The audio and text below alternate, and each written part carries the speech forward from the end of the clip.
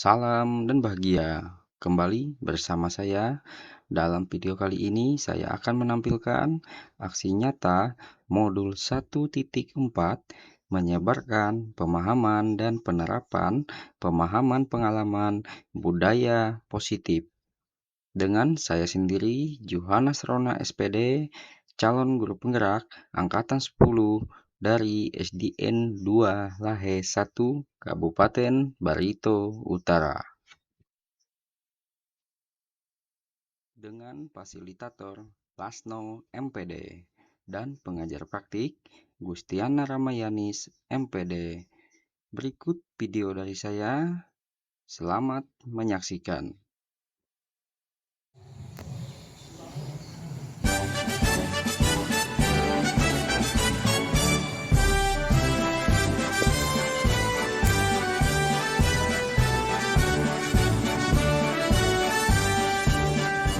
Bulatkan tekad, kuatkan hati, negeri ini memanggilmu kawan. Belajar, bergerak, berbagi untuk negeri, guru penggerak majukan pendidikan. Guru penggerak menghamba pada murid, kreatif rancang pembelajaran. Hargai potensi, tingkatkan prestasi, lahirkan profil pelajar Pancasila. Belajar, bergerak, berbagi untuk negeri, kita menjalin kolaborasi. Belajar, bergerak, berbagi untuk negeri, demi bakti pada Ibu Pertiwi.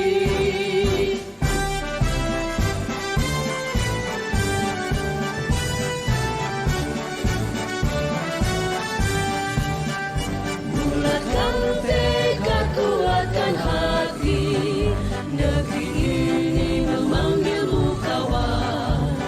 Belajar, bergerak, berbagi untuk negeri, guru penggerak majukan pendidikan. Guru penggerak menghamba pada murid, kreatif rancang pembelajaran. Hargai potensi, tingkatkan prestasi, lahirkan profil pelajar Pancasila. Belajar, bergerak, berbagi untuk negeri, kita menjalin kolaborasi. Belajar, bergerak, berbagi untuk negeri, demi bakti pada Ibu Pertiwi. Belajar, bergerak, berbagi untuk negeri, kita menjalin kolaborasi. Belajar, bergerak, berbagi untuk negeri, demi bakti pada Ibu Pertiwi. Demi bakti pada Ibu Pertiwi.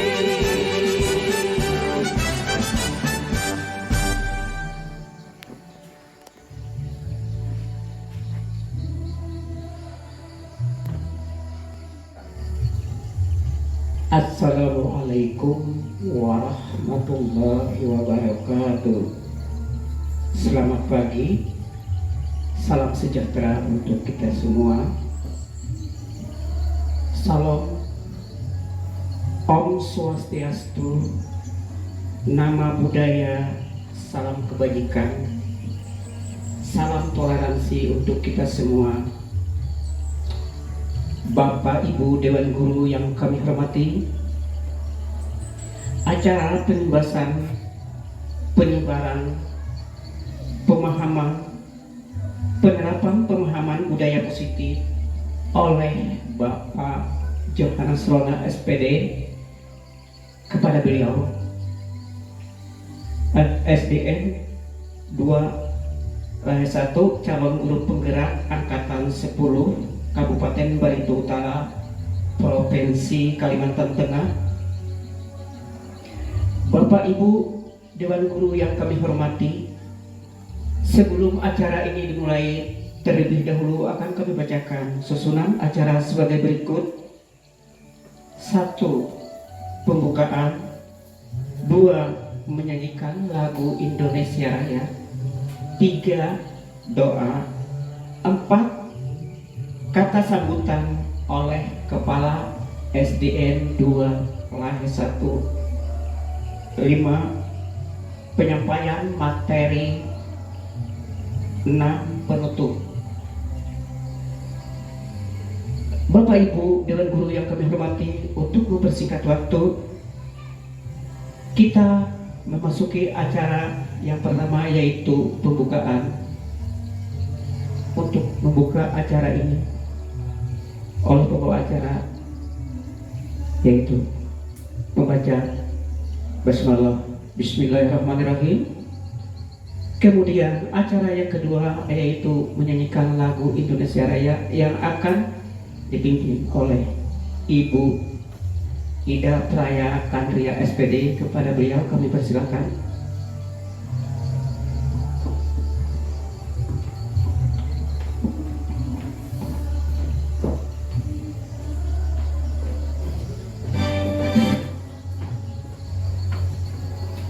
Kepada Dewan Guru kami persilakan untuk berdiri.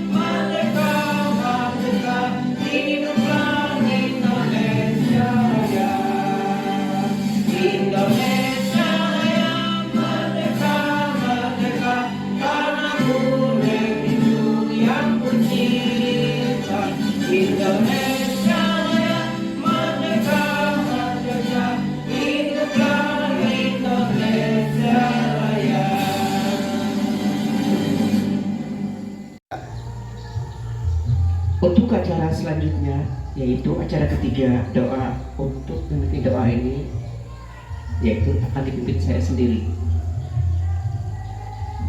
Menurut agama dan kepercayaan kita masing-masing, dan saya berdoa menurut ayat agama Islam. Alhamdulillahirabbil alamin, wassalatu wassalamu ala asrafil anbiya'i wal mursalin, sayyidina wa maulana Muhammadin wa ala alihi wa sahbihi ajma'in. Amin amin. Bismillahirrahmanirrahim. Ya Allah, ya Tuhan kami, di hari yang cerah ini, ampunilah dosa-dosa kami, dosa ibu bapak kami, seluruh ahli keluarga kami, sahabat kami, serta seluruh umat Islam. Panjangkanlah umur kami, karuniakanlah kami keselamatan dan kesehatan, tunjukkanlah kami ke jalan yang lurus dan jalan yang benar. Berkatilah kehidupan kami di dunia dan di akhirat. Masukkanlah kami ke dalam surgamu ya Allah. Rabbana atina fid dunya hasanah wa fil akhirati hasanah wa qina azabannar. Wassallallahu ala sayyidina Muhammad wa ala alihi wa sahbihi ajma'in. Subhana rabbika rabbil izzati amma yasifun walhamdulillahi rabbil alamin. Kemudian acara selanjutnya yaitu kata sambutan yang disampaikan oleh Kepala SDN 2 1 kepada Ibu Kepala SDN 2 1, yaitu Ibu Cucut yang CSPD. Dipersilakan.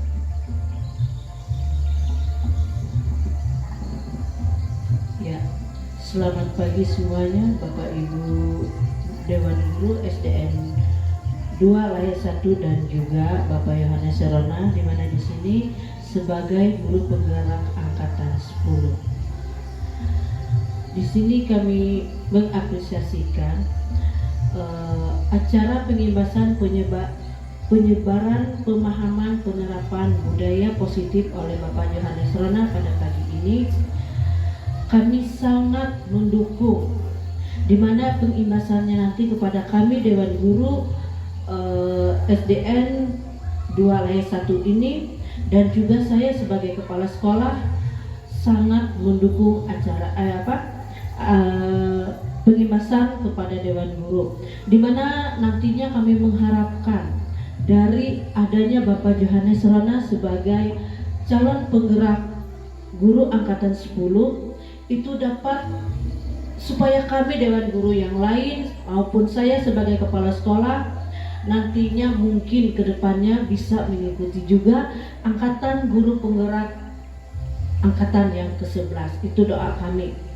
Jadi dari Bapak Yohanes Serona bisa memotivasi kami teman-teman yang lain dan juga teman-teman yang lain supaya pengimbasannya memang dapat terlaksana pada SDN 2 Lahir 1 ini, baik itu kepada guru-gurunya maupun kepada murid-murid kami. Demikian, semoga Bapak Yohanes Serona ini dalam pengimbasannya ini dan seterusnya sampai angkatan 10 berakhir nanti dapat berjalan sebagaimana mestinya. Itu doa kami. Amin. Demikian kata sambutan dari kami. Terima kasih. Terima kasih kami ucapkan kepada Ibu Kepala Sekolah SDN 2 Lahir 1, yaitu Ibu Cucut Yaja SPD yang telah memberikan sambutan tadi. Untuk memasuki acara yang selanjutnya, yaitu acara kelima, penyampaian materi yang akan disampaikan oleh Bapak Yohanes Banga SPD. Kepada beliau kami persilahkan.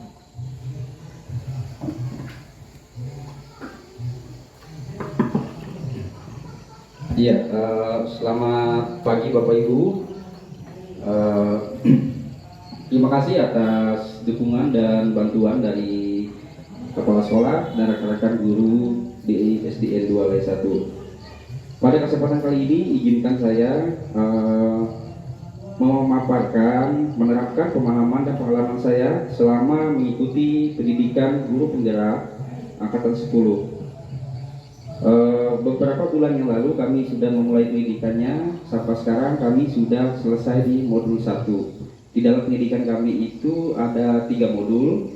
Sekarang di penghujung modul 1, makanya kami diminta untuk menerapkan pemahaman yang selama ini kami dapatkan kepada rekan-rekan kami di sekolah. Ya, sebelum kita mulai pembelajaran atau penerapan pemahaman ini, lebih dahulu kita tes breaking dulu ya. Coba Bapak Ibu berhadapan sama teman-temannya yang di sebelah, dua orang. Ya, tangannya menyatu sama temannya, dua tangan. Ya, duduk aja dengan posisinya bibirnya senyum tipis-tipis aja, tipis-tipis. Saya yakin dan percaya nanti lama-lama senyum itu bisa menjadi ketawa yang sebenarnya. Diperhatikan dari mata temannya ke hidung, setelah itu ke mulut. Bagaimana Bapak Ibu? Apa masih ada yang masih senyum tipis atau senyum semua? Ya. Terima kasih sudah mengikuti instruksinya.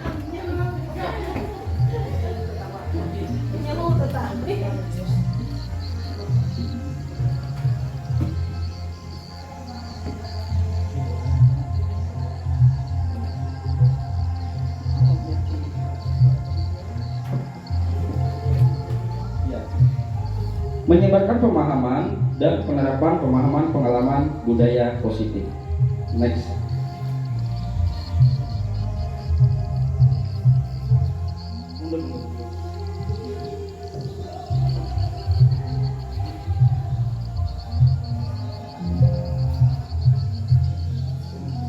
Ya, konsep inti budaya positif itu ada beberapa yang disebutkan dengan konsep inti budaya positif di sekolah. Yang pertama itu disiplin positif dan nilai kebajikan universal. Maksudnya nilai kebajikan universal itu nilai atau kebajikan yang kita sepakati bersama. Yang kedua, teori motivasi, hukuman dan penghargaan.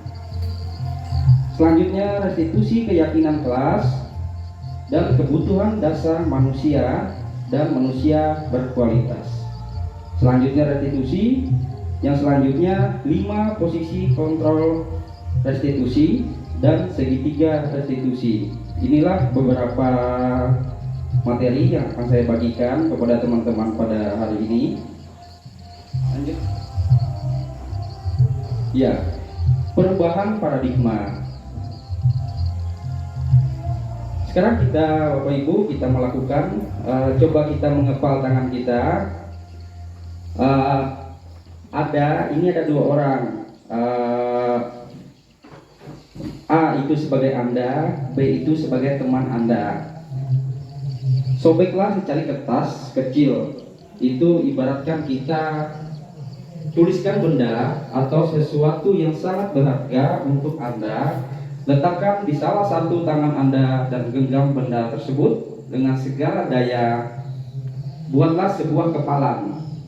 Tugas teman Anda si B akan mencoba dengan sekuat tenaga dengan berbagai cara untuk meminta Anda memberikan benda tersebut. Anggaplah kita kepal ini benda paling berharga dalam hidup kita. B bisa membujuk, mengancam, menghakti, merayu, menyuap apa saja agar dapat membuka kepalan tangan Anda. Apa yang terjadi Bapak Ibu? Apakah Anda membuka atau tetap menutup tangan Anda? Anggap di dalam tangan ini sesuatu yang berharga di dalam hidup kita. Apa yang Bapak Ibu lakukan? Apakah tetap menutup sekuat tenaga atau membuka? Menutup. Siapa lagi? Ada yang membuka?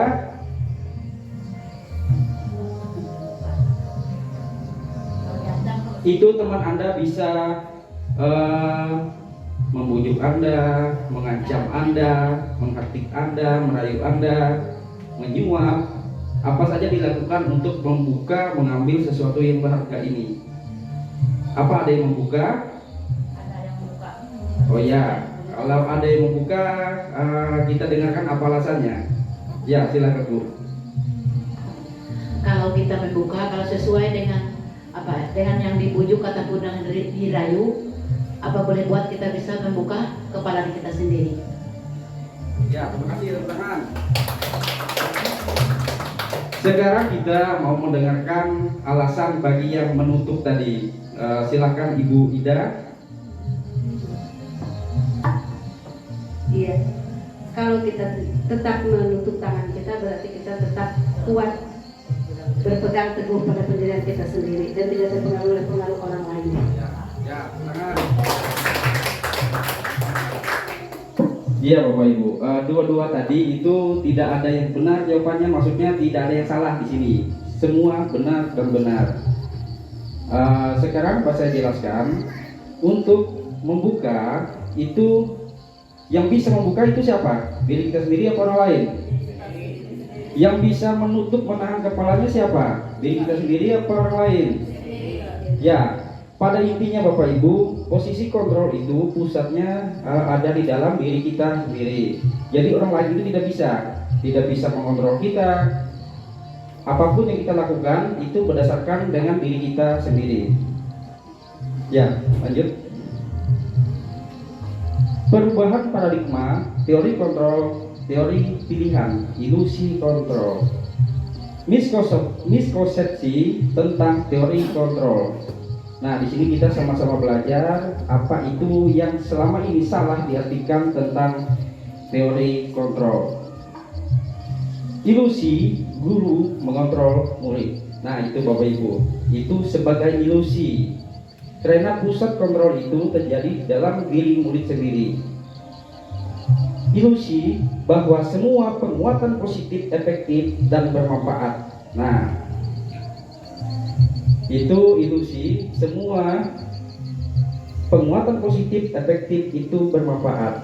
Itu ada juga penguatan positif itu yang tidak ada manfaatnya bagi si murid. Contohnya seperti memberi penghargaan, memberi pujian. Itu nanti kita bahas di step selanjutnya. Ilusi bahwa kritik dan membuat rasa bersalah mampu menguatkan karakter. Jadi itu ilusi. Kita membuat anak merasa bersalah karena melakukan kesalahan, itu bisa merubah diri anak itu. Itu ilusi. Dan yang selanjutnya, ilusi bahwa seorang orang dewasa berhak memaksa. Itu ilusi juga, bahwa kita orang dewasa bisa memaksa anak murid kita. Lanjut.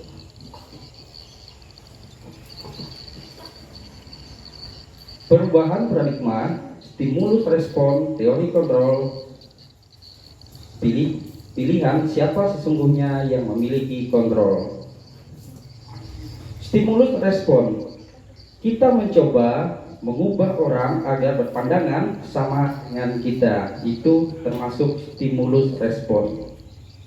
Sedangkan di teori kontrol pilihannya, kita berusaha memahami pandangan orang lain tentang dunia.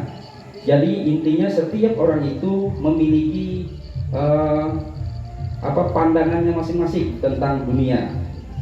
Yang kedua, perilaku buruk dilihat sebagai suatu kesalahan.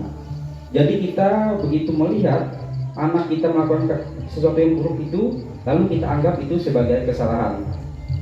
Sedangkan di teori kontrol, semua perilaku memiliki tujuan. Jadi perilaku buruk muncul itu karena ada tujuan yang tidak terpenuhi. Selanjutnya, orang lain bisa mengontrol saya. Di teori kontrol, hanya Anda yang bisa mengontrol diri Anda. Seperti permainan tadi Bapak Ibu, kepalan tangan tadi. Saya bisa mengontrol orang lain, Anda tidak bisa mengontrol orang lain. Pemaksaan ada pada saat bujukan gagal. Itu stimulus respon. Jadi kita bisa memaksa seseorang apabila bujukan kita itu gagal. Itu adalah stimulus respon. Sedangkan di teori kontrol, kolaborasi dan konsensus menciptakan pilihan-pilihan baru.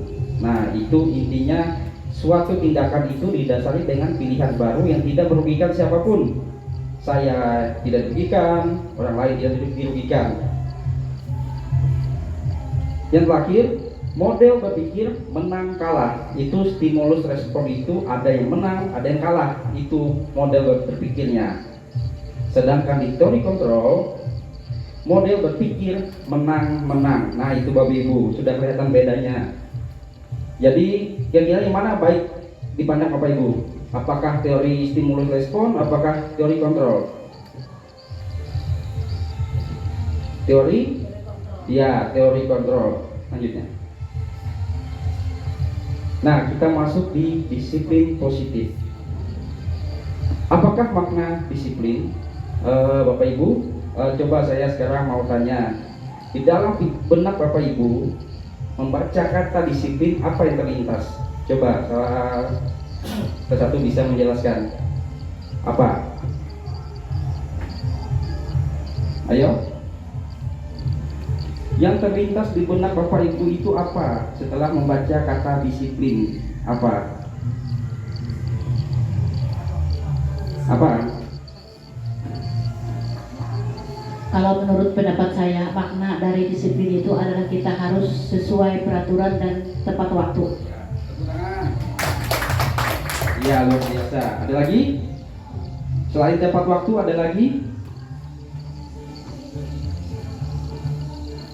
Jadi, selain tepat waktu itu, mentaati peraturan. Ya, lanjut. Ada? Ya, ada. Silakan Pak. Selalu melaksanakan tugas dengan penuh tanggung jawab. Ya, tepuk tangan.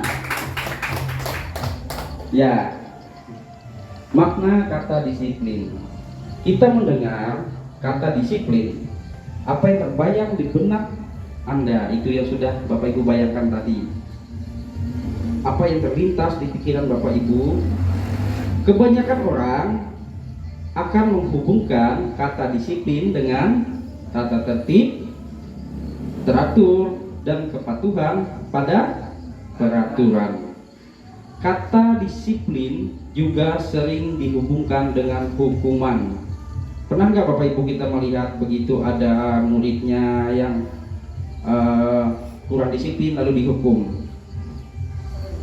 Ya, itu sudah sering terjadi di budaya kita.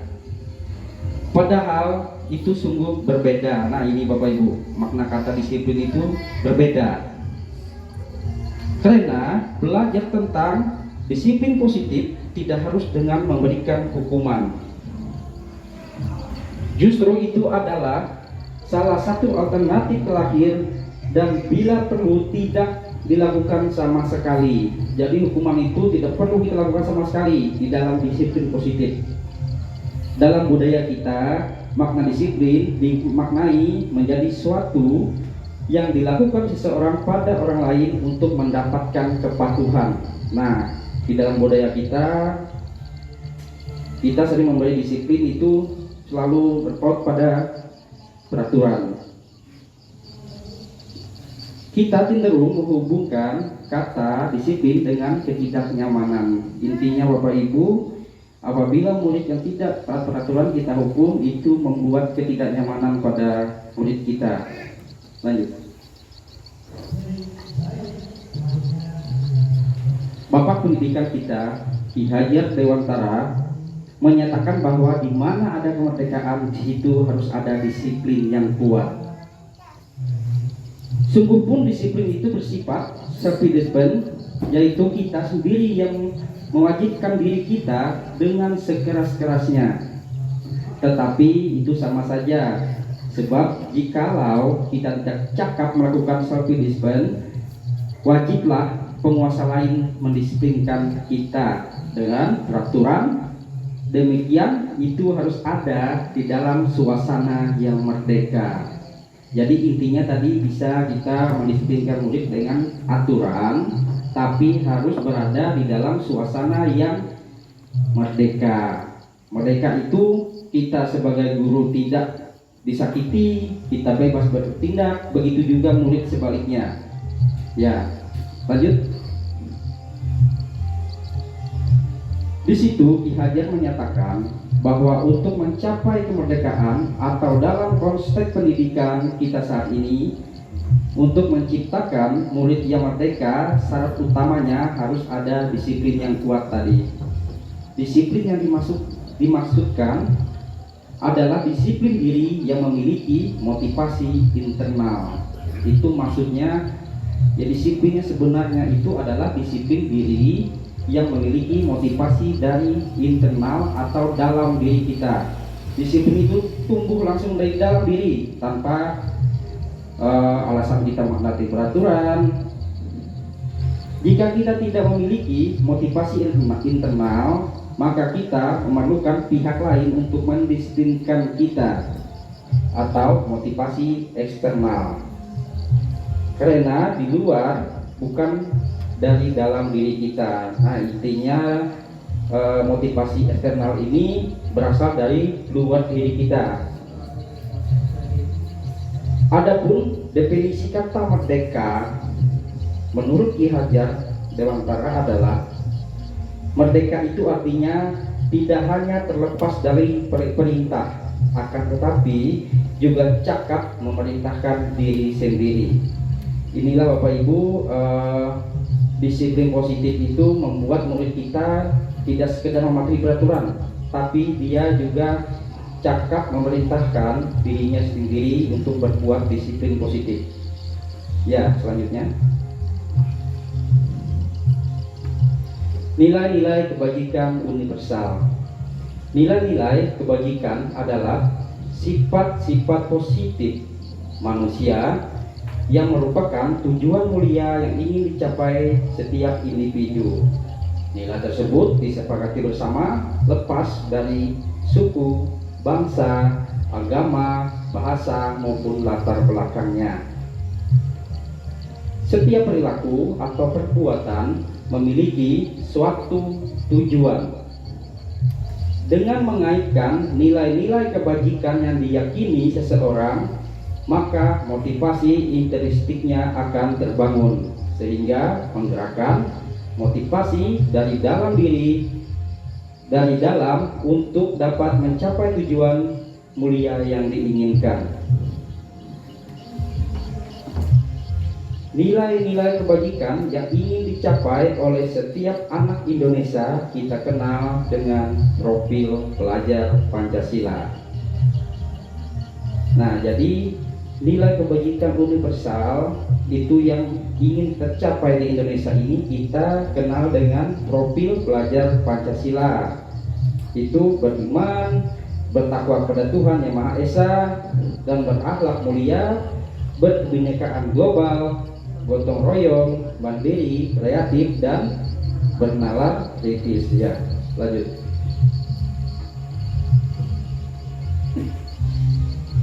Teori motivasi perilaku manusia. Mari kita tanyakan Bapak Ibu pada diri kita sendiri, bagaimana kita berperilaku, mengapa kita melakukan segala sesuatu.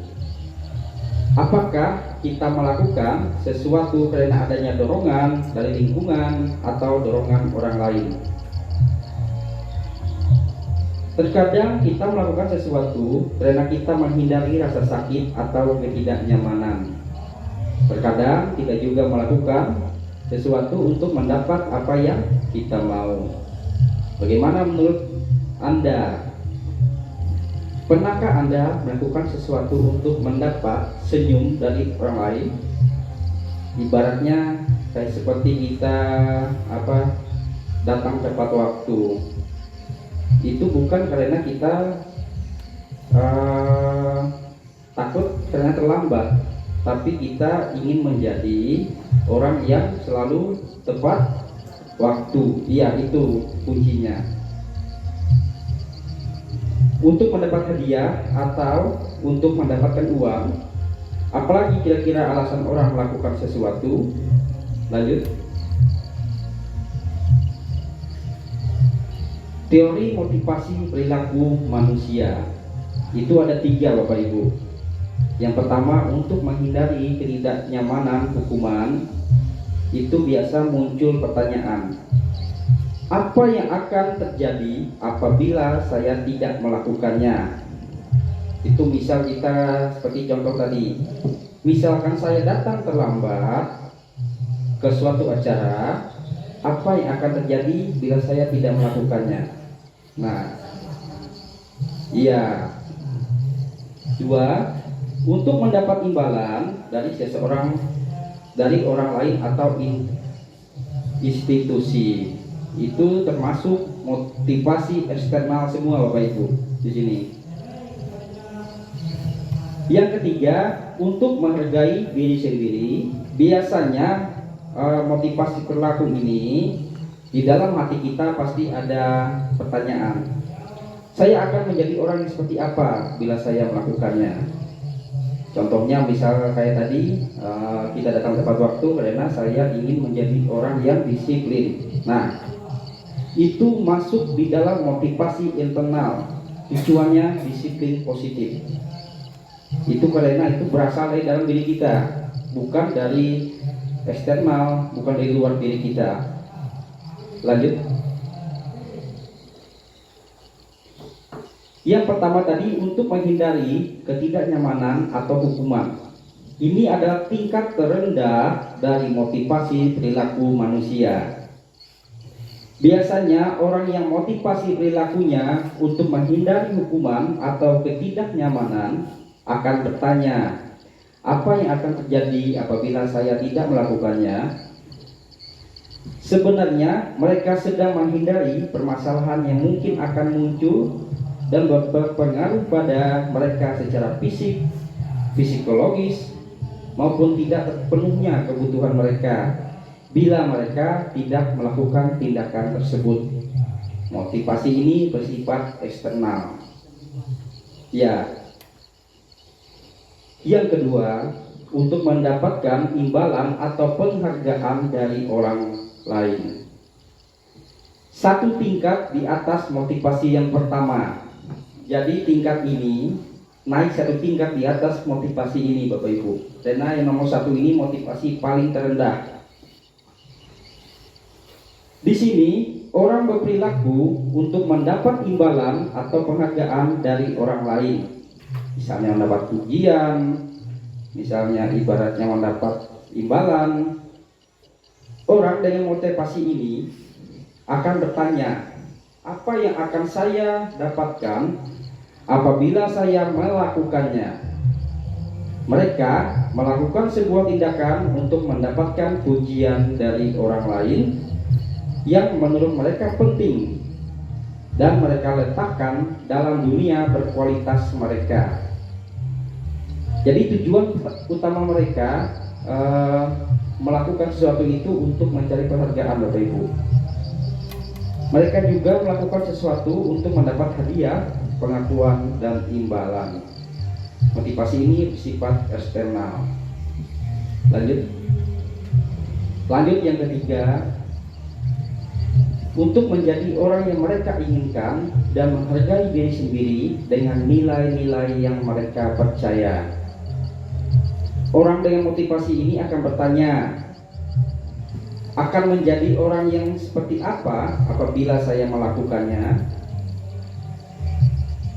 Misalnya murid, bila murid melakukan belajar tiap hari, dan dirinya akan bertanya, akan menjadi seperti apa kalau saya belajar setiap hari? Itu kuncinya kepintaran, Bapak Ibu. Karena itu niatnya dari dalam diri langsung. Mereka melakukan sesuatu dengan nilai-nilai yang mereka yakini dan hargai.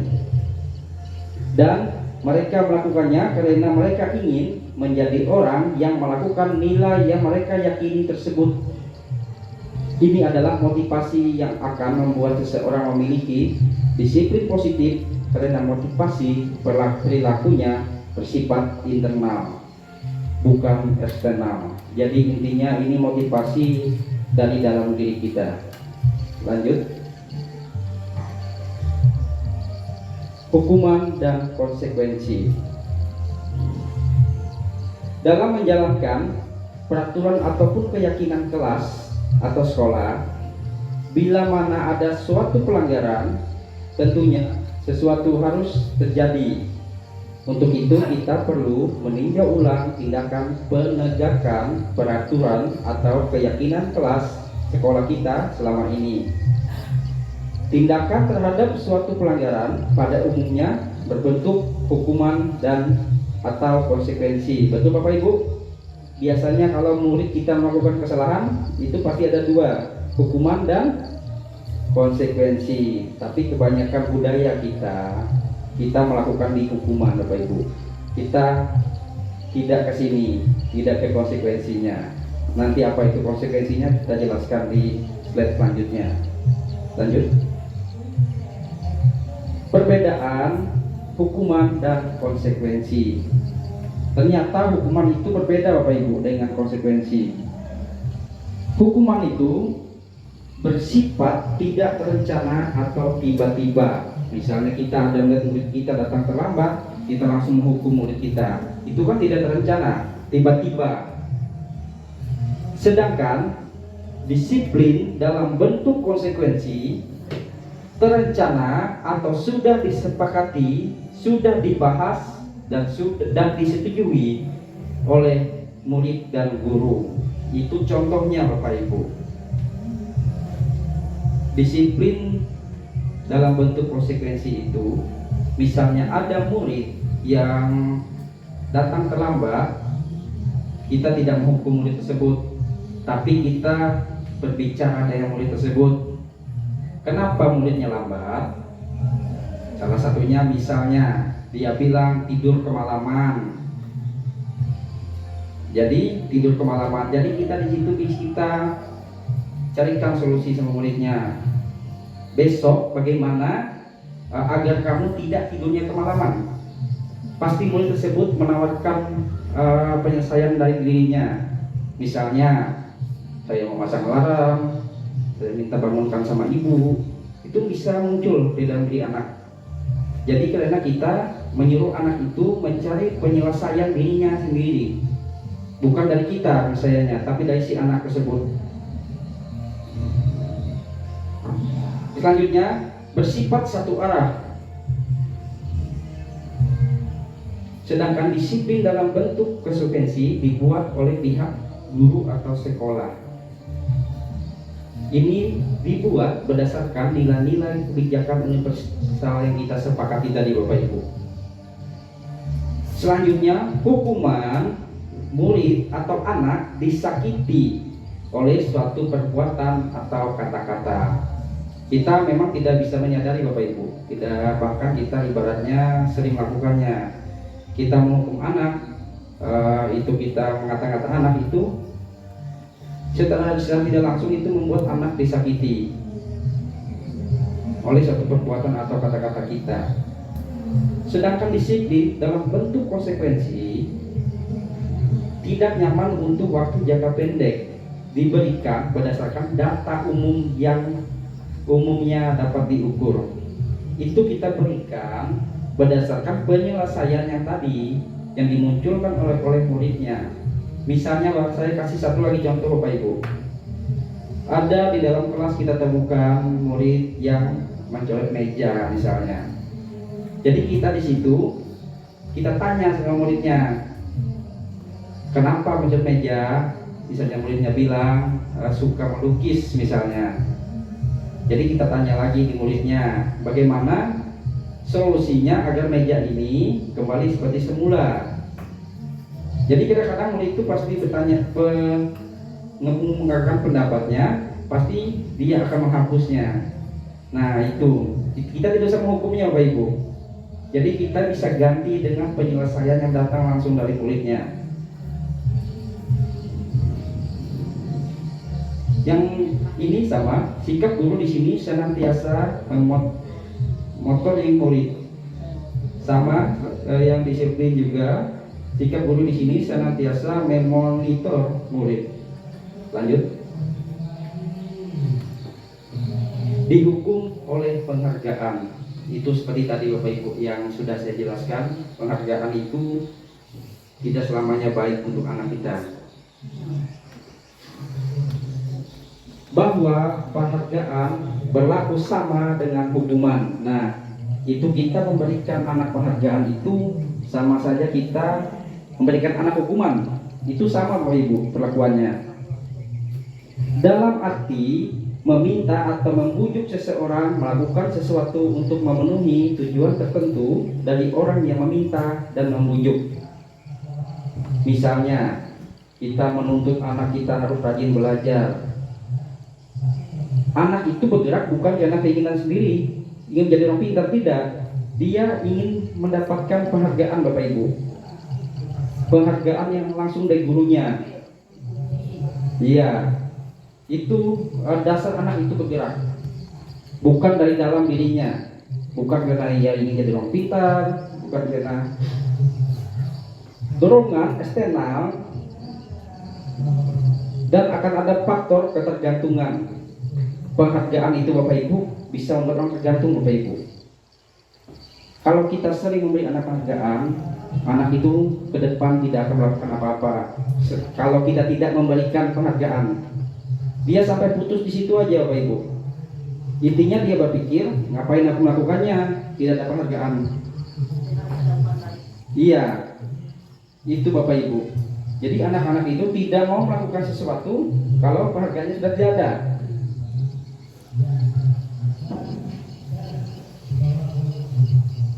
Beberapa dampak tadi pemberian penghargaan, pengaruh jangka pendek dan jangka panjang.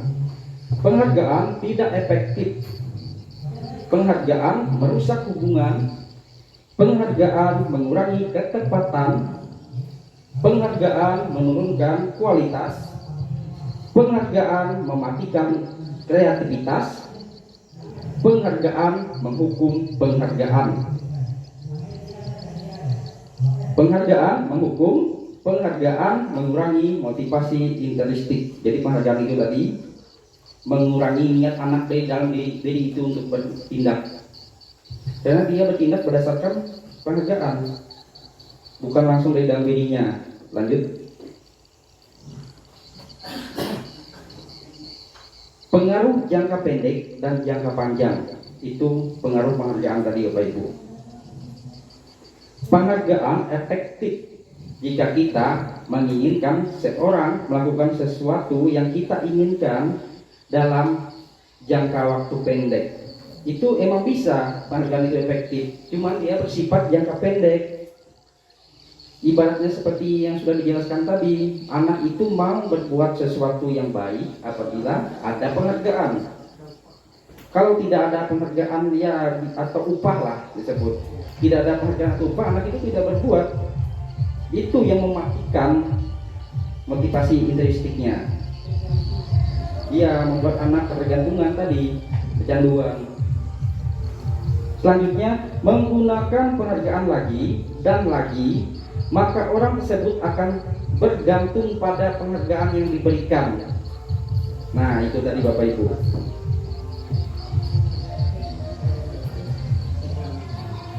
Serta kehilangan motivasi dari dalam diri. Jadi anak itu tidak bertindak dari dalam dirinya.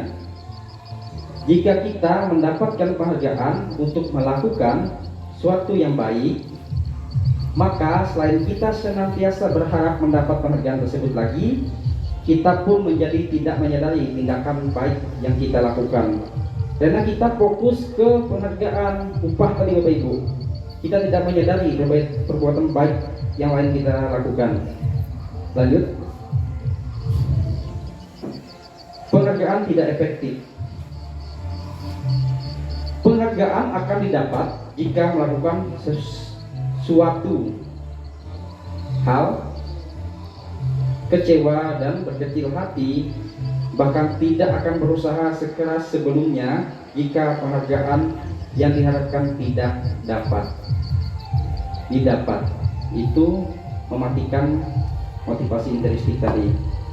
Tidak akan melakukan sesuatu kalau penghargaan itu tidak ada.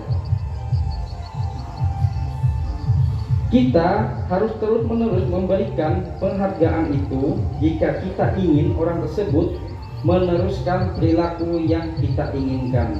Misalnya di kelas kita ada anak yang pintar, paling pintar misalnya di antara teman-temannya, kita berikan penghargaan. Jadi anak itu nanti kita harus terus memberikan penghargaan itu pada anak, agar anak itu meneruskan perilakunya. Kalau penghargaan itu putus, perilaku anak itu juga ikut putus. Lanjut. Penghargaan merusak hubungan, akan membuat yang lain akan merasa iri. Nah, ini akan membuat teman-teman murid yang lain merasa iri dan tidak menyukai orang yang diberi penghargaan tersebut. Penghargaan hanya memotivasi siswa untuk menyenangkan gurunya. Intinya penghargaan itu memotivasi siswa untuk menyenangkan gurunya. Ya. Mereka tidak bersikap jujur. Penghargaan menciptakan persaingan di dalam kelas dan persaingan kecemasan mereka yang mereka percaya bahwa mereka tidak memiliki kesempatan untuk mendapat penghargaan akan berhenti mencoba. Ini Bapak Ibu, merusak hubungan. Jadi anak itu tidak akan melakukan sesuatu karena dia sudah putus asa, karena dia sudah tahu dia tidak bisa melakukannya, tidak bisa mendapat penghargaan, maka dia tidak melakukan sesuatu. Nah itu, lanjut. Penghargaan mengurangi ketepatan. Riset 1, anak diminta mengingat kata-kata tertentu. Kemudian mereka diminta mengambil kartu berisi kata-kata yang diingat tersebut setiap kali muncul. Beberapa anak diberikan permen. Setiap mereka memberikan jawaban yang benar. Dan sebagian yang lain hanya diberitahu saja bila jawaban mereka benar. Jadi ada sebagian yang kita beri permen, ada sebagian yang kita beritahu saja. Hasilnya, anak-anak yang mendapat permen jawabannya banyak yang tidak tepat. Nah Bapak Ibu, karena mereka tujuannya untuk mengejar permen, bukan mengajarkan inti dari sesuatu itu. Dibandingkan anak yang hanya diberitahu jawabannya. Intinya anak yang diberitahu jawabannya ini tidak kita kasih penghargaan.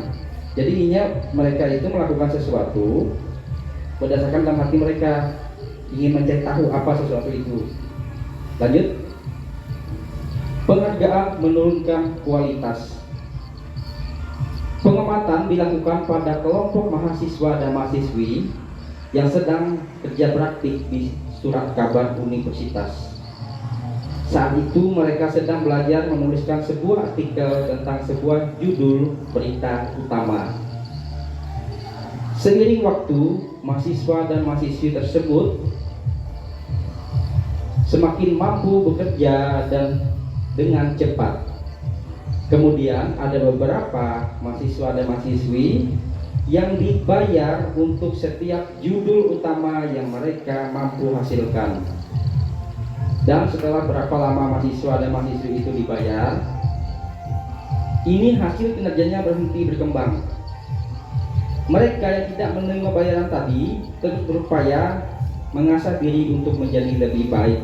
Itu sama seperti tadi, menurunkan kualitas Bapak Ibu. Lanjut.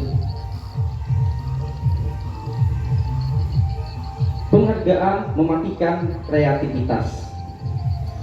Murid diminta berpikir mengenai hadiah penghargaan. Nah itu tadi Bapak Ibu, dasar murid berpikir itu untuk mengejar hadiah dan penghargaan yang bisa mereka dapatkan bila berhasil menulis sebuah puisi. Ini contoh Bapak Ibu, misalnya kita memberikan penghargaan bagi anak yang bisa menulis puisi. Kreativitas kelompok murid-murid ini menjadi berkurang dibandingkan dengan yang tidak diberitahukan tentang hadiah yang bisa mereka terima. Ini ada dua bandingan, yang satu diberi penghargaan, satu tidak diberi penghargaan. Penelitian menunjukkan bahwa pekerjaan seni atau sebuah penulis cerita menjadi kurang kreatif bila dijanjikan sebuah penghargaan. Dalam tugas-tugas memecahkan masalah, para murid memakan waktu yang lebih lama dan memberi jalan keluar yang kurang kreatif saat mereka dijanjikan suatu penghargaan. Lanjut. Penghargaan menghukum. Nah ini Bapak Ibu, ini persamaan penghargaan itu sama dengan menghukum. Penghargaan menghukum mereka yang tidak mendapat penghargaan. Misalnya di kelas itu Bapak Ibu ada 10 siswa, 5 siswa kita beri penghargaan. Yang 5 siswa tidak mendapat penghargaan ini akan merasa terhukum. Itu karena mereka tidak dapat penghargaan. Makanya penghargaan itu sama dengan menghukum. Mereka yang mendapat ranking 2 akan merasa paling dihukum Bapak Ibu. Murid itu yang mendapat ranking 2 akan merasa paling dihukum. Memberikan penghargaan dan hukuman adalah hal yang sama, karena keduanya mencoba mengendalikan perilaku seseorang. Nah itu intinya, penghargaan dan hukuman itu mencoba mengendalikan perilaku seseorang, bukan memunculkan perilaku dari dalam diri seseorang, tapi mencoba mengendalikan. Seperti kepalan tadi, siapa yang bisa mengendalikan kita dari dalam diri kita? Karena orang pada dasarnya tidak suka dikendalikan. Dalam jangka waktu lama, penghargaan akan terlihat sebagai hukuman. Jika suatu penghargaan diharapkan, namun Anda tidak mendapatkannya, Anda akan merasa dihukum. Merasa dihukum, kecewa, putus asa. Itu efek dari tidak mendapat penghargaan Bapak Ibu. Jadi itu sama dengan menghukum. Lanjut.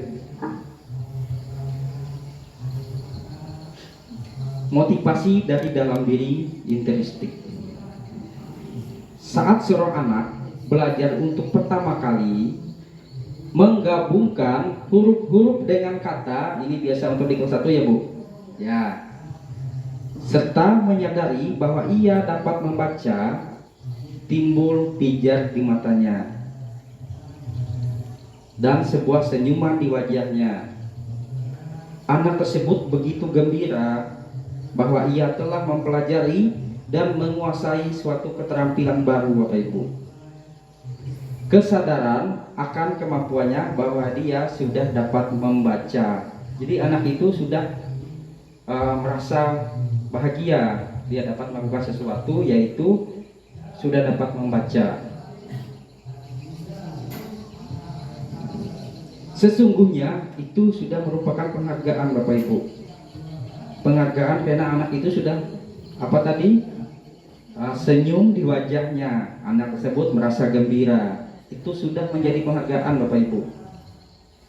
Jika kita memberikan penghargaan pada seorang anak pada saat dia sedang merasa bangga dengan pencapaiannya sendiri tadi, maka kita akan mengambil kegembiraan yang saat itu sedang dirasakan secara alamiah. Jadi begitu ada anak yang bahagia karena dia bisa membaca, menulis, kita lakukan penghargaan. Jadi kita itu mematikan Bapak Ibu, mematikan kebanggaannya terhadap capaian dirinya. Kita mengambil kegembiraan itu, padahal itu yang sedang dirasakan secara alamiah Bapak Ibu. Lanjut.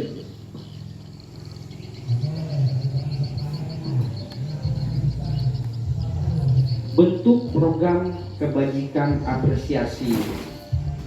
Ini penghargaan bisa kita ganti dengan apresiasi Bapak Ibu. Dalam memberi apresiasi atau pengakuan perlu diingat beberapa hal. Memberi pengakuan secara khusus itu kita panggil anaknya, kita beri pengakuan secara khusus, itu sudah termasuk penghargaan Bapak Ibu. Beri pengakuan secara pribadi, setelah itu beri pengakuan kepada semua murid bergantian Bapak Ibu. Misal di kelas, capaian belajar kita, anak bisa membaca. Ada beberapa anak yang belum mencapai, mendekati bisa membaca, kita beri pengakuan seluruhnya Bapak Ibu. Beri pengakuan secara konsisten, fokus pada proses. Yang kita fokuskan itu bukan hasilnya Bapak Ibu, bukan hasilnya 10 bisa membaca, 10 tidak bisa membaca, tapi dari prosesnya Bapak Ibu. Bulan ini 10 bisa membaca, bulan depan itu bisa naik ke 15 bisa membaca. Itu yang kita fokusnya Bapak Ibu, bukan fokus di hasilnya. Lanjut.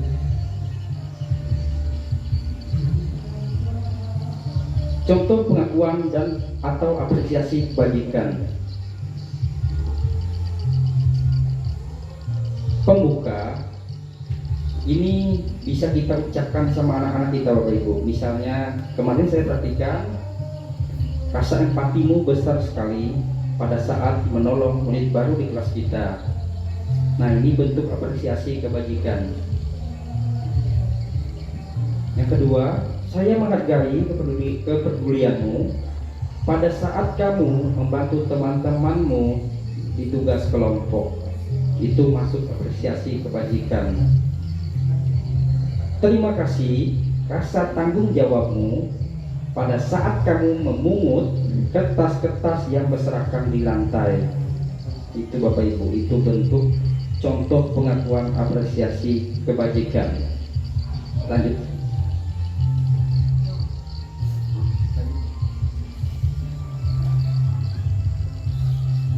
Ini tadi Bapak Ibu, seperti yang tadi, perbedaan antara hukuman dan konsekuensi. Di hukuman, sesuatu yang menyakitkan harus terjadi Bapak Ibu. Di dalam hukuman itu, mau tidak mau kita tidak sadari sesuatu yang menyakitkan harus terjadi. Selanjutnya, sesuatu harus terjadi di konsekuensi.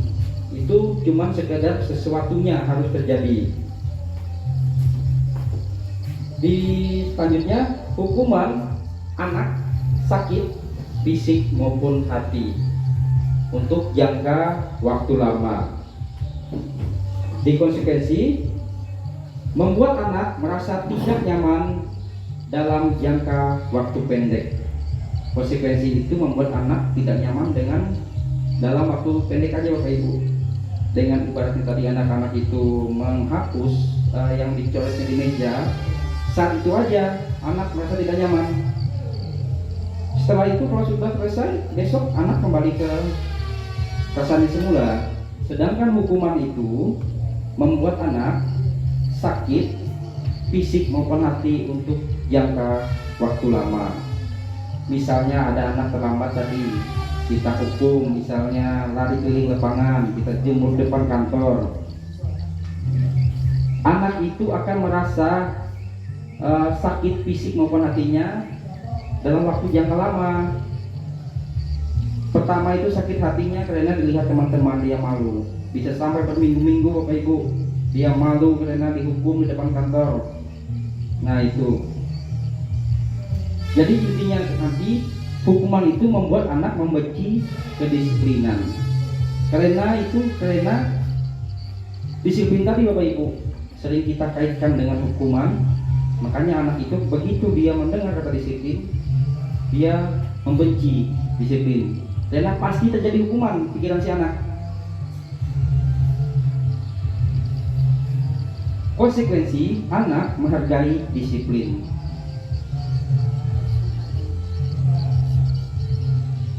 Hukuman mendorong anak menyakiti diri sendiri. Sedangkan konsekuensi mendorong anak agar mudah menyesuaikan diri. Hukuman konsep diri yang buruk, sedangkan konsekuensi konsep diri yang baik. Di hukuman, anak belajar untuk menyembunyikan kesalahan. Itu Bapak Ibu. Anak itu belajar menyembunyikan kesalahannya karena dia tidak ingin mendapat hukuman. Di konsekuensi, anak belajar untuk mematuhi peraturan. Nah ini perbedaan juga kelihatan di sini Bapak Ibu.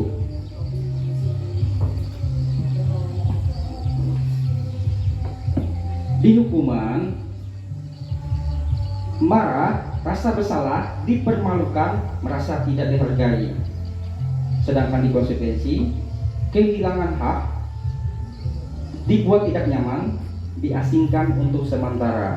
Misalnya tadi anak-anak yang mencoret meja Bapak Ibu, dia kehilangan haknya waktu istirahat Bapak Ibu. Karena kita suruh waktu istirahat dia membersihkan meja. Itu waktu istirahat itu aja membuat dia tidak merasa nyaman dan diasingkan untuk sementara Bapak Ibu. Setelah itu sudah dia kembali ke perasaannya semula. Lanjut.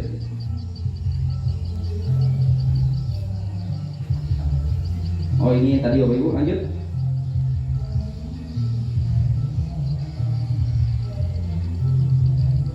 Nah ini Bapak Ibu, kita coba diskusi Bapak Ibu.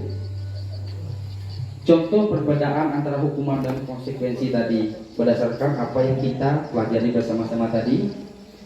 Mencatat 100 kali dalam buku kalimat, saya tidak akan terlambat lagi karena terlambat ke sekolah. Itu bentuk hukuman apa konsekuensi? Bentuk hukuman apa konsekuensi? Hukuman. Lari mengelilingi lapangan basket 2 kali karena terlambat hadir di sekolah. Hukuman apa konsekuensi? Ya, hukuman Bapak Ibu. Murid diminta push up 15 kali karena tidak menggunakan masker ke sekolah. Itu hukuman apa konsekuensi? Iya, benar, hukuman. Menggantikan kertas tugas temannya yang telah dicoret-coret. Itu bentuk apa Bapak Ibu? Di sini ada yang dirugikan apa tidak? Di sini Bapak Ibu ada yang dirugikan apa tidak? Yang dicoret tadi dirugikan tidak? Kan sudah diganti Bapak Ibu. Ini mengganti kertas tugas temannya yang telah dicoret. Iya, itu intinya Bapak Ibu, konsekuensi. Jadi konsekuensi itu tidak ada yang disakiti. Iya. Membersihkan tumpahan air di meja tulis karena tersenggol pada saat belajar. Itu konsekuensi Bapak Ibu. Dia menumpahkannya, dia membersihkannya. Murid disuruh untuk tidak mengenakan sepatu seharian di sekolah karena tidak memakai sepatu hitam. Hukuman apa konsekuensi? Nah, di sini ada disakiti nggak Bapak Ibu? Siapa yang disakiti Bapak Ibu? Iya, murid Bapak Ibu. Disakiti itu bisa secara fisik dan non fisik. Fisiknya dia tidak memakai sepatu kan, apalagi di halaman sekolah, sakit kakinya Bapak Ibu. Di samping itu dia bisa malu diajak teman-temannya sepanjang jam sekolahnya. Ini kan lari mengelilingi lapangan basket 2 kali karena terlambat 10 menit untuk pelajaran PJOK. Hukuman apa konsekuensi? Ini kan sama Bapak Ibu. Apa bedanya Bapak Ibu? Yang di atas hukuman, yang di sini konsekuensi. Ayo, kira apa bedanya? Kan sama Bapak Ibu. Lari mengelilingi lapangan basket 2 kali karena terlambat hadir ke sekolah. Ya, silakan Bu. Yang pertama itu murid di lapangan basket 2 kali karena terlambat hadir di sekolah. Di situ karena muridnya terlambat masuk sekolah. Tapi yang di bawahnya itu lari di lapangan basket 2 kali karena terlambat 10 menit untuk pelajaran PJOK. Berarti guru PJOK-nya yang memberi hukuman konsekuensinya kepada sang murid. Tangan Ibu. Ya, benar sekali Bapak Ibu. Ini disebut konsekuensi karena berasal dari guru PJOK. Guru PJOK itu anak berlari itu di mata pelajarannya untuk memenuhi kebutuhan gerak tubuhnya Bapak Ibu. Karena setiap anak ini harus mencapai gerak tubuhnya setiap hari. Makanya dianjurkan olahraga, bergerak. Itu ada kebutuhan tubuhnya Bapak Ibu. Kalau hukuman tadi kan ini disampaikan oleh guru lain. Iya. Lanjut.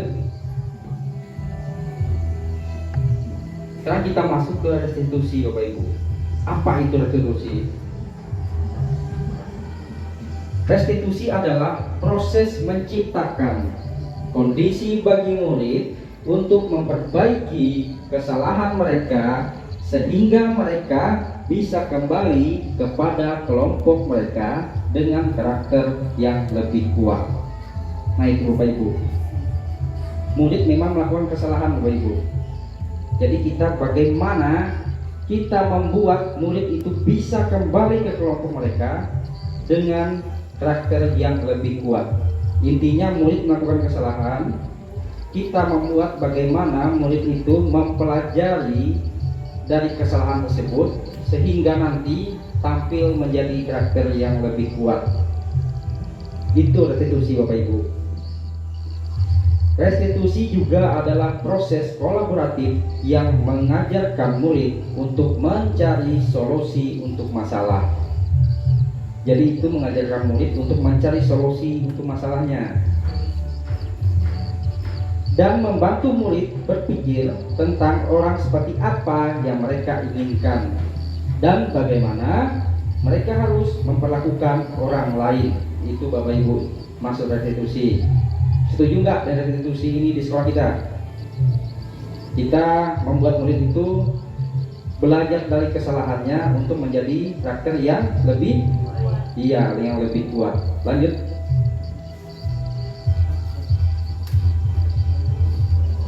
Restitusi membantu murid menjadi memiliki tujuan, disiplin positif, dan memulihkan dirinya setelah berbuat salah. Penekanannya bukanlah pada bagaimana perilaku untuk menyenangkan orang lain, karena itu Bapak Ibu berasal dari intrinstiknya Bapak Ibu, dari dalam dirinya. Dia melakukannya bukan karena dia ingin menyenangkan orang lain atau menghindari ketidaknyamanan, namun tujuannya adalah menjadi orang yang menghargai nilai-nilai kebajikan yang mereka percaya. Jadi murid itu di dalam restitusi itu bergerak untuk ingin menjadi orang yang menghargai nilai-nilai kebajikan yang mereka percaya. Melalui pendekatan restitusi, ketika murid berbuat salah, guru menanggapi dengan mengajak murid berefleksi tentang apa yang dapat mereka lakukan untuk memperbaiki kesalahan mereka, sehingga mereka menjadi pribadi yang lebih baik dan menghargai dirinya. Anak-anak murid itu Bapak Ibu malu kalau dia melanggar apa yang sudah mereka pandang baik. Pendekatan restitusi tidak hanya menguntungkan korban, tetapi juga menguntungkan orang yang telah berbuat salah. Restitusi juga tentang solusi menang-menang. Nah, di dalam restitusi itu Bapak Ibu tidak ada prinsip kalah dan menang. Di dalam restitusi itu prinsipnya menang dan menang. Yang berbuat salah bisa kembali tampil menjadi orang yang baik dan menjadi pribadi yang lebih kuat lagi. Ada peluang luar biasa bagi murid untuk bertumbuh karakternya ketika mereka melakukan kesalahan, karena pada hakikatnya begitulah cara kita belajar. Lanjut. Nah, ini keyakinan kelas Bapak Ibu. Kita masuk di keyakinan kelas. Mengapa tidak peraturan saja? Mengapa harus keyakinan kelas? Kira-kira apa Bapak Ibu? Kenapa kita ganti menjadi keyakinan kelas? Kenapa tidak peraturan kelas saja? Kita kan ada biasa di kelas-kelas ini peraturan kelas. Biasa bunyinya apa Bapak Ibu? Bunyi peraturan kelasnya biasa. Biasa apa ya? Contoh bunyi peraturan kelasnya. Ya, bersihkan kelas sebelum belajar. Mengapa kita memiliki peraturan harus menggunakan helm bila mengendarai kendaraan roda 2? Ayo Ibu jawab. Siapa yang mau jawab? Alasannya Ibu, itu spontan aja alasannya. Ya, siapa mau jawab? Ya, silakan.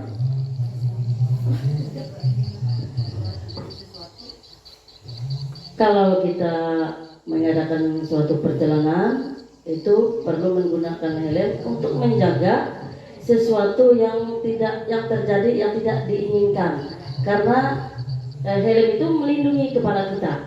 Mungkin itu. Ya, beri tepuk tangan Bapak Ibu. Nah, itu tadi. Selanjutnya, mengapa kita memiliki peraturan 3M?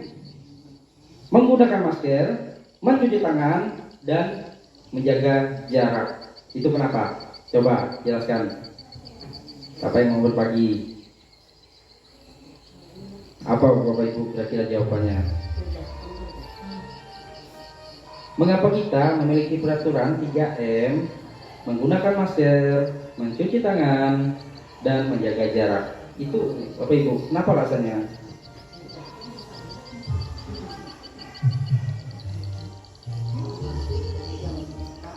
Selanjutnya, mengapa kita memiliki peraturan harus datang tepat waktu pada saat mengikuti pelatihan?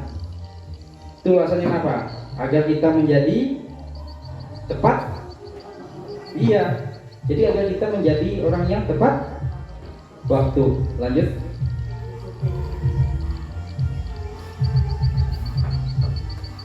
Mengapa kita memiliki peraturan tentang penggunaan helm pada saat mengendarai kendaraan roda 2 atau motor? Kemungkinan jawaban Bapak dan Ibu tadi adalah untuk keselamatan.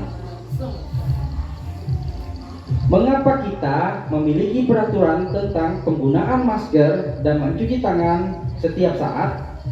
Kemungkinan jawaban Bapak dan Ibu tadi untuk kesehatan atau keselamatan. Nah, itu Bapak Ibu, nilai-nilai keselamatan atau kesehatan inilah yang kita sebut sebagai suatu keyakinan kelas tadi Bapak Ibu. Jadi nilai, yaitu nilai-nilai kebajikan universal yang kita sepakati secara tersirat dan tersurat, lepas dari latar belakang suku, negara, bahasa maupun agama.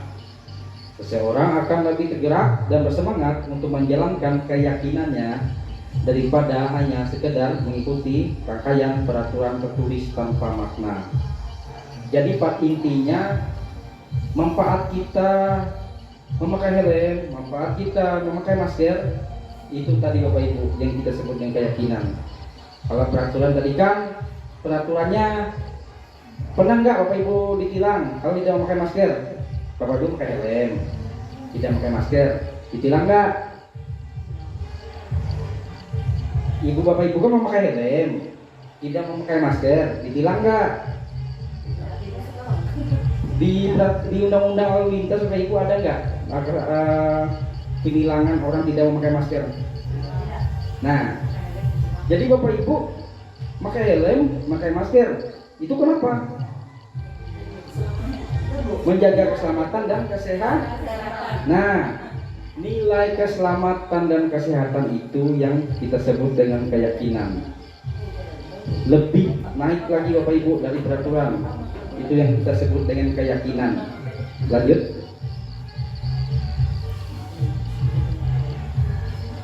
Peraturan kelas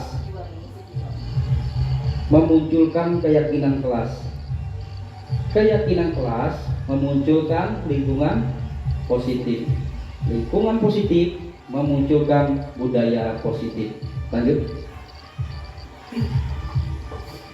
Pembentukan keyakinan kelas bersifat abstrak berupa pernyataan universal dibuat dalam pernyataan 5 positif sedikit saja agar mudah diingat sesuai dengan kondisi sekolah. Ini langkah-langkah membuat keyakinan kelas Bapak Ibu.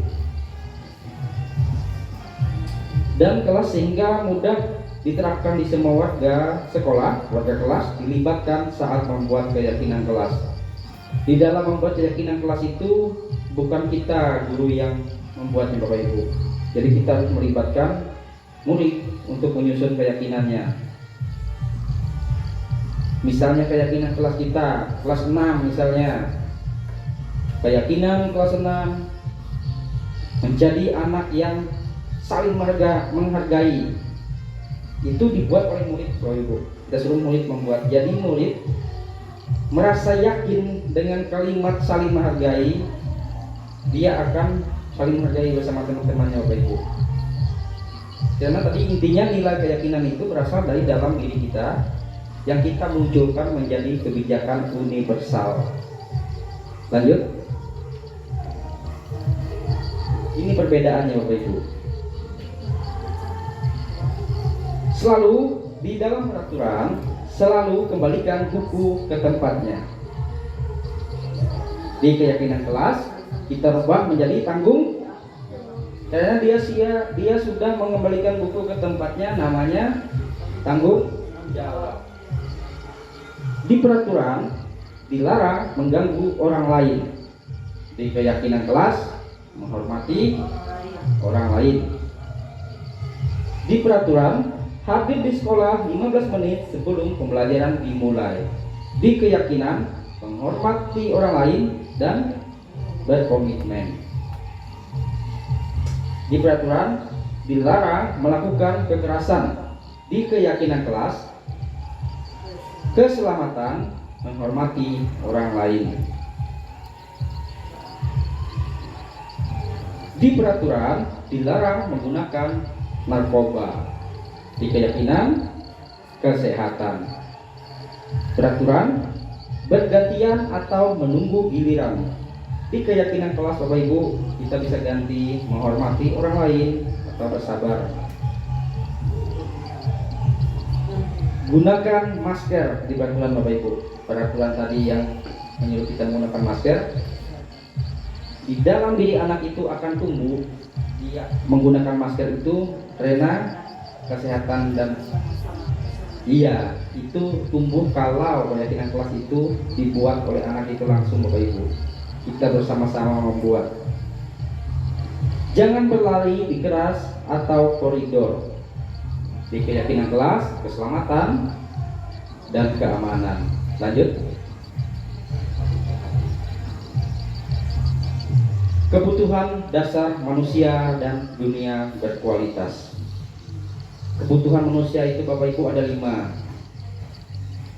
Yang pertama, kebutuhan bertahan hidup, kebutuhan kasih sayang dan rasa diterima, kebutuhan penguasaan, kebutuhan kebebasan, kebutuhan kesenangan. Coba Bapak, saya mau tanya Bapak Ibu, ada yang tahu nggak kebutuhan bertahan hidup itu apa? Ayo, siapa yang mau menjelaskan kebutuhan bertahan hidup? Seperti minum, makan, dia menjaga kesehatan. Kita lakukan untuk apa? Bertahan hidup. Sekarang kasih sayang dan rasa diterima. Apa contohnya Bapak Ibu? Kasih sayang dan rasa diterima. Terlanjut slide-nya. Nah, itu Bapak Ibu. Kebutuhan bertahan hidup atau survival adalah kebutuhan yang bersifat fisiologis untuk bertahan hidup, misalnya kesehatan, rumah, makanan. Kebutuhan biologis sebagai dari proses reproduksi termasuk kebutuhan untuk tetap bertahan hidup. Komponen psikologis ini pada kebutuhan ini meliputi kebutuhan akan perasa aman. Lanjut, kebutuhan kasih sayang dan rasa diterima. Kebutuhan ini dan 3 kebutuhan berikutnya adalah kebutuhan psikologis. Kebutuhan untuk disayangi dan kebutuhan diterima. Nah, itu intinya Bapak Ibu. Jadi kebutuhan untuk disayangi dan kebutuhan untuk diterima. Lanjut. Kebutuhan penguasaan itu Bapak Ibu termasuk kebutuhan atas pengakuan atas kemampuan Bapak Ibu. Karena kita sudah menguasai sesuatu, yang kita butuhkan itu pengakuan dan kemampuan. Kebutuhan ini berhubungan dengan kekuatan untuk mencapai sesuatu, menjadi kompeten, menjadi terampil, diakui atas prestasi dan keterampilan kita, didengarkan dan memiliki rasa harga diri. Itu maksud dari kebutuhan penguasaan. Lanjut, kebutuhan kebebasan. Ini Bapak Ibu, kebutuhan tadi tentang kebebasan ini kebutuhan kita pilih Bapak Ibu. Kita ingin menjadi orang yang merdeka Bapak Ibu. Jadi kita ingin bebas memilih apapun sesuatu hal yang kita pandang baik. Kebutuhan untuk bebas adalah kebutuhan akan kemandirian, otonomi, memiliki pilihan, dan mampu mengendalikan arahan hidup seseorang. Nah, itu Bapak lanjut. Yang terakhir itu kebutuhan kesenangan, kebutuhan untuk merasa iya. Kebutuhan akan kesenangan adalah kebutuhan untuk mencari kesenangan, bermain, tertawa. Bayangkan hidup tanpa kenikmatan apapun, betapa menyedihkannya Bapak Ibu. Bayangkan hidup itu tanpa kesenangan, tertawa, itu bagaimana?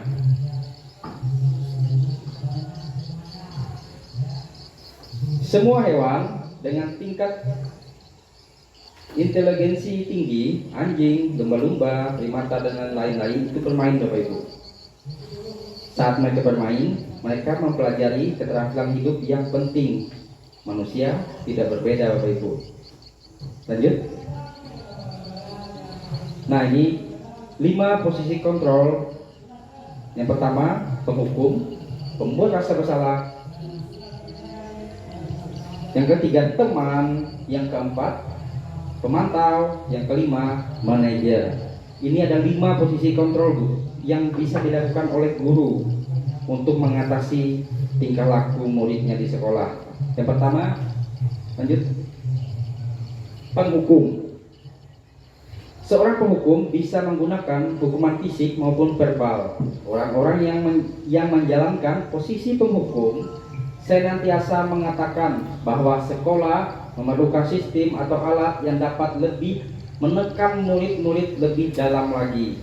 Itu sebagai penghukum Bapak Ibu. Selanjutnya, pembuat merasa bersalah. Di posisi ini biasanya guru akan bersuara lebih lembut. Pembuat rasa bersalah akan menggunakan keheningan yang membuat orang lain merasa tidak nyaman, bersalah, atau rendah diri. Itu kalau kita guru berada di posisi pembuat rasa bersalah, kita membuat murid kita merasa orang lain merasa tidak nyaman. Jadi murid itu merasa bersalah dan melakukan kesalahan. Teman, lanjut, yang posisi teman. Guru pada posisi ini tidak akan menyakiti murid, namun akan tetap berupaya mengontrol murid melalui persuasi. Posisi teman pada guru bisa negatif maupun positif. Ini kekurangannya Bapak Ibu. Posisi teman ini yang kita lakukan sebagai guru, kita berada di posisi teman, ini ada 2 dampak, bisa positif, bisa negatif. Guru di posisi teman menggunakan hubungan baik dan humor untuk mempengaruhi seseorang. Jadi murid itu kita ajak seperti teman kita.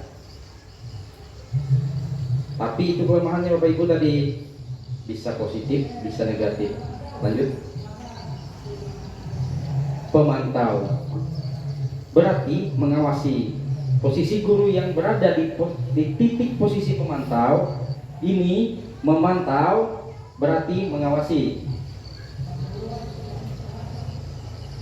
Pada saat kita mengawasi, kita bertanggung jawab atas perilaku orang yang kita awasi. Posisi pemantau berdasarkan peraturan-peraturan dan konsekuensi. Lanjut, manajer. Posisi terakhir adalah sebagai manajer. Posisi di mana guru berbuat sesuatu bersama murid. Nah, ini manajer Bapak Ibu. Posisi manajer, posisi di mana guru itu berbuat sesuatu itu bersama murid. Mempersilahkan murid mempertanggungjawabkan perilakunya. Mempersilahkan murid perilakunya. Mendukung murid agar dapat menemukan solusi atas permasalahannya sendiri. Jadi seperti tadi Bapak Ibu, kita memunculkan motivasi intrinsik murid itu. Jadi kita berada di posisi manajer tadi Bapak Ibu. Lanjut. Nah, ini 5 posisi kontrol tadi Bapak Ibu. Biasanya guru yang berada di posisi penghukum akan menunjukkan, menghardik, menunjukkan, menyakiti, dan menyindir. Biasanya gurunya berkata, kalau kamu tidak melakukannya, awas ya. Nah, itu Bapak Ibu. Kalau kamu tidak melakukannya, awas ya, rasakan. Nah, itu sebagai penghukum Bapak Ibu. Hasilnya, anak akan memberontak menyalahkan orang lain. Jadi hasilnya anak akan memberontak menyalahkan orang lain. Pembuat rasa bersalah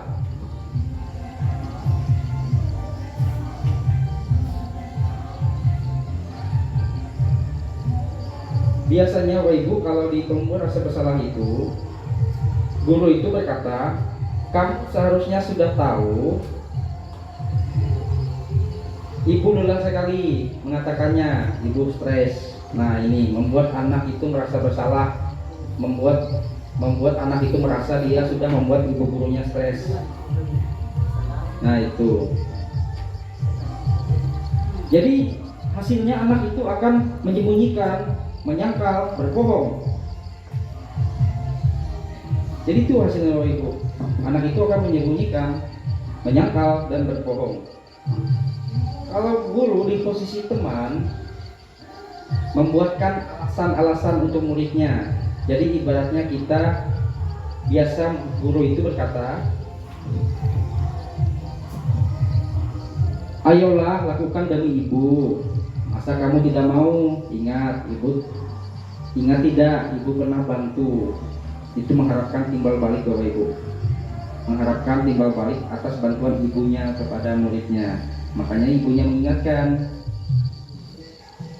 Itu akan membuat ketergantungan Bapak Ibu. Itu dampak negatifnya tadi, membuat anak itu menjadi ketergantungan. Murid meletakkan gurunya di posisi teman tadi, Bapak Ibu. Murid meletakkan gurunya sebagai orang yang sangat penting di dalam dunianya. Saya pikir Bapak Ibu teman saya ternyata begitu. Jadi dampak negatif tadi dari teman, lemah, tidak mandiri, dan ketergantungan Bapak Ibu. Murid akan selalu mendatangi kita sebagai gurunya karena dia menganggap teman. Jadi dia merasa ketergantungan, tidak mandiri. Posisi guru sebagai pemantau, menghitung dan mengukur. Jadi biasanya guru berkata kalau ada muridnya melakukan kesalahan, apa peraturannya? Biasanya kalau ada anak yang lambat datang ke sekolah, jadi gurunya biasa bertanya, apa peraturannya di sekolah kita? Mendengar jawaban dari muridnya.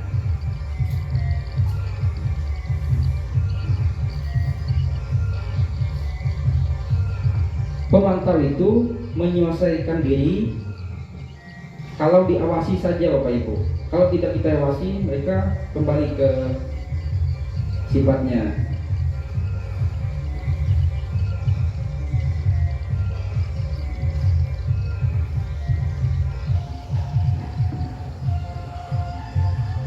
Murid meletakkan guru, peraturan dan penghukum di dunia berkualitas. Sebagai manajer Bapak Ibu, kita lanjut sebagai manajer.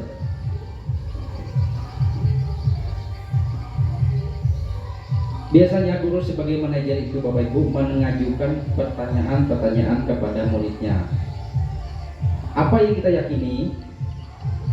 Apa yang bisa kamu kerjakan untuk memperbaiki masalah ini? Nah ini Bapak Ibu, ini adalah salah satu contoh guru yang di posisi manajer. Kalau ada muridnya melakukan kesalahan, biasanya guru itu bertanya kepada muridnya, apa nilai yang diyakini muridnya? Apa nilai yang kamu yakini? Apa yang bisa kamu kerjakan untuk memperbaiki masalah ini? Ini efeknya Bapak Ibu ke murid itu menguatkan pribadi Bapak Ibu. Kaitan dengan dunia berkualitas, murid meletakkan dirinya sebagai individu yang positif dalam dunia berkualitas. Murid berkata, bagaimana cara saya bisa memperbaiki keadaan dan mengevaluasi diri. Lanjut. Segitiga restitusi.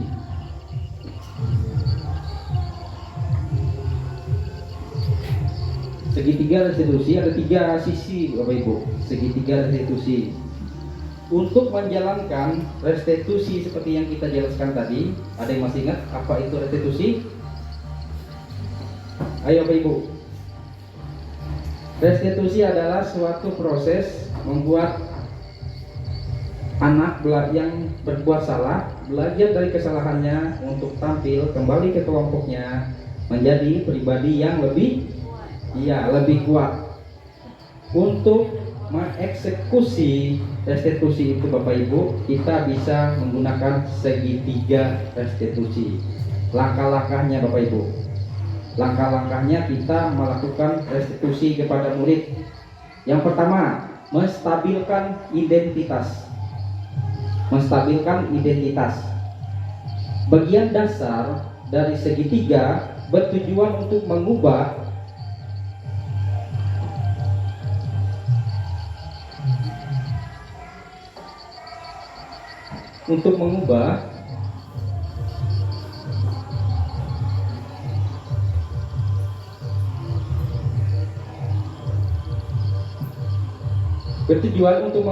identitas anak dari orang yang gagal karena melakukan kesalahan menjadi orang yang sukses.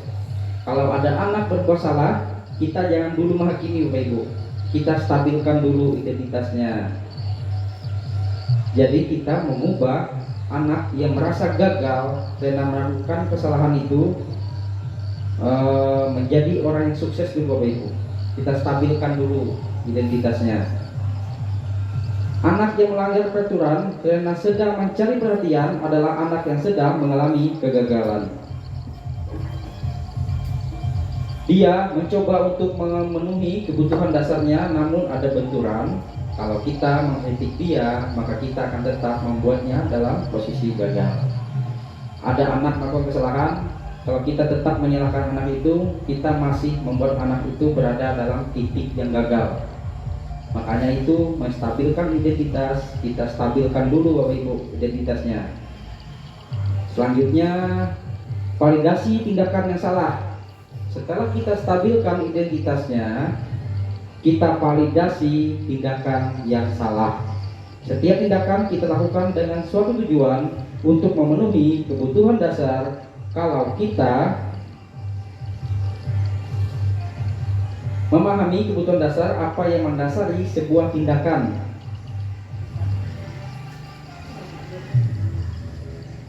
dan kita akan menemukan cara-cara paling efektif untuk memenuhi kebutuhan tersebut. Lanjut, menanyakan keyakinan. Teori kontrol menyatakan bahwa kita pada dasarnya termotivasi secara internal ketika identitas sukses. Jadi Bapak Ibu, langkah 1 tadi sudah sukses Bapak Ibu identitasnya, dan tingkah laku yang salah telah divalidasi. Anak yang melakukan kesalahan itu sudah mengerti apa yang dia langgar Bapak Ibu. Itu. Maka anak akan siap untuk dihubungkan dengan nilai-nilai yang dia percaya. Dan berpindah menjadi orang yang dia inginkan. Lanjut.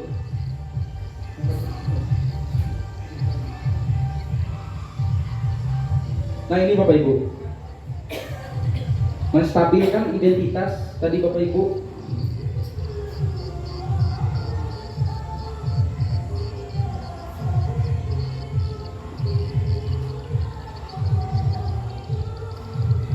Menstabilkan identitas tadi, setiap orang pasti pernah melakukan kesalahan. Ini Bapak Ibu, bisa kita tanyakan dulu sama anaknya. Begitu ada anak yang melakukan kesalahan, kita panggil, kita ngajak ngobrol. Kita bilang kepada anaknya, Bapak tahu setiap orang itu pasti melakukan kesalahan. Kamu bukan satu-satunya yang pernah melakukan hal ini. Bapak juga pernah misalnya dulu melakukan sebuah kesalahan. Jadi anak merasa kesalahan yang dia lakukan itu sudah banyak dilakukan oleh orang lain dan menganggap hal itu biasa dan bisa diperbaiki Bapak Ibu. Setelah ini berhasil, kita masuk step kedua, validasi kebutuhan atau tindakan yang salah Bapak Ibu. Kamu tentu punya alasan mengapa hal itu dilakukan. Kita tanyakan dulu Bapak Ibu, mengapa anak itu melakukan kesalahannya. Kita mendengarkan apa alasan anak itu. Setelah itu kita tawarkan Bapak Ibu, adakah cara yang lebih efektif untuk mendapatkan apa yang kamu butuhkan? Ini kita kaitkan dengan kesalahan. Misalnya dia sering merampas makanan temannya. Jadi kita tanyakan, apa yang kamu butuhkan? Makanan misalnya. Ada tidak cara lain agar kamu bisa mendapatkan makanan? Kita tanyakan sama anaknya Bapak Ibu. Setelah itu kita menanyakan keyakinan. Nilai-nilai apa yang telah kamu sepakati? Kita tanyakan Bapak Ibu, kamu nilai-nilai apa yang kamu sepakati? Dan kita tanyakan juga ingin menjadi orang yang seperti apa. Biasanya anak itu Bapak Ibu dia langsung menawarkan solusinya Bapak Ibu. Misalnya anak yang malas, pasti dia sepakat dengan ingin menjadi orang yang rajin dan cerdas. Misalnya anak mengucapkan ingin menjadi orang yang pintar, kita tanyakan apa kira-kira yang bisa kamu lakukan agar kamu menjadi orang yang pintar. Itu pasti anak itu menjawab, belajar Pak, tiap hari di rumah. Itu datang langsung dari diri anaknya Bapak Ibu, karena dia sudah merasa tidak bersalah, sudah bebas dari kesalahannya Bapak Ibu, identitasnya sudah kita stabilkan,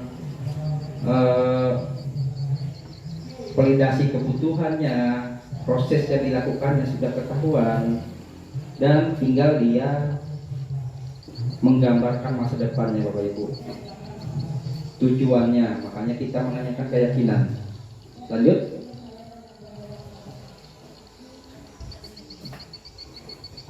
Ya Bapak Ibu, cukup sekian Bapak Ibu pemaparan dari ilmu yang sudah saya dapatkan beberapa bulan ke belakang. Terima kasih untuk Bapak Ibu dan kepala sekolah yang sudah mendukung penuh untuk kegiatan ini. Saya juga memberi dukungan kepada teman-teman yang lain untuk bisa juga mengikuti program guru penggerak ke depan. Dan Bapak Ibu, di program ini saya rasa itu Bapak Ibu sudah banyak manfaatnya Bapak Ibu kita dapatkan. Yang pertama, kita menjadi pemimpin pembelajaran yang berpihak kepada murid Bapak Ibu, dan kita bisa merubah Bapak Ibu pola pikir kita yang semula kita mengajar berfokus pada guru saja, anak muridnya harus diam, tertib mendengarkan. Sekarang Bapak Ibu berubah menjadi anak muridnya Bapak Ibu yang kita menjadikan subjek pembelajarannya Bapak Ibu. Kita guru sebagai fasilitator.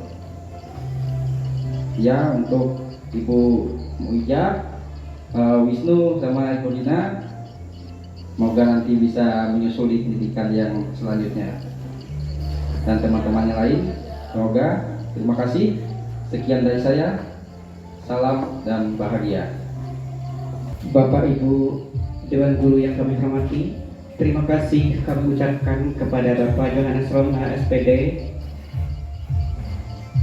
dari calon guru penggerak yang telah menyampaikan materi tadi, yaitu angkatan ke-10 dari SDN 2 Lahai 1 Kecamatan Lahai Kabupaten Barito Utara. Acara demi acara telah kita lalui bersama. Tibalah kita pada acara yang terakhir, yaitu penutup. Sebelum acara ini kami tutup, baiklah saya dari pembawa acara mengucapkan mohon maaf atas segala kesalahan dan terima kasih atas segala kekurangannya. Wabillahi taufiq wal hidayah. Wassalamualaikum warahmatullahi wabarakatuh.